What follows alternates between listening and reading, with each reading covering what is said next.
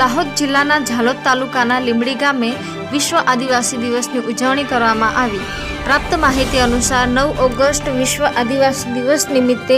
ઝાલોદ તાલુકાના લીંબડી ખાતે બિરસા મુંડા ચોકથી શરૂઆત કરવામાં આવી હતી અને આજુબાજુના વિસ્તારના આગેવાનો, વડીલો તેમજ ગ્રામજનો, મહાન અનુભવો અને મોટી સંખ્યામાં આદિવાસી સમાજના લોકો ઉપસ્થિત રહ્યા હતા અને એક જ ચાલે આદિવાસી ચાલે તેવા નારા સાથે રેલીને આગળ વધારી અને રેલીની માં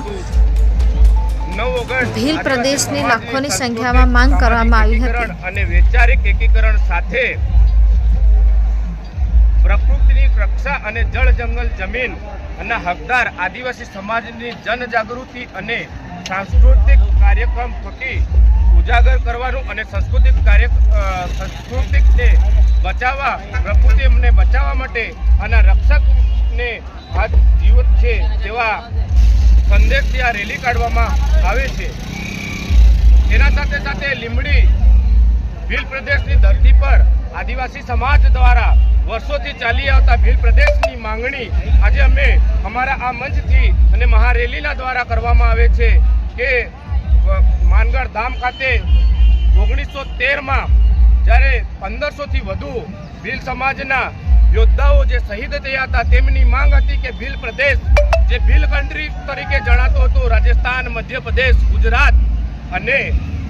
મહારાષ્ટ્ર, જેમાં અલગ અલગ જગ્યાએ આદિવાસીઓને વિસ્થાપિત કરી અલગ અલગ જગ્યા પર એમને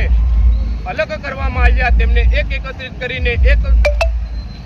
રાજ્ય તરીકે અમે ભીલ પ્રદેશની માંગ કરીએ છીએ અને એ માંગને અમે સરકાર અને દિલ્હી સુધી અવાજ પહોંચાડવા માંગીએ છીએ કે અમને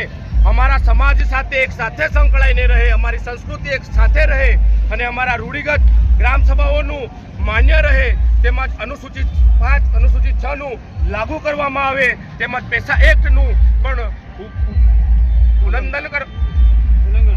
અમલ કરવામાં આવે તેવી અમારી માંગ છે। જય જોહાર, જય આદિવાસી।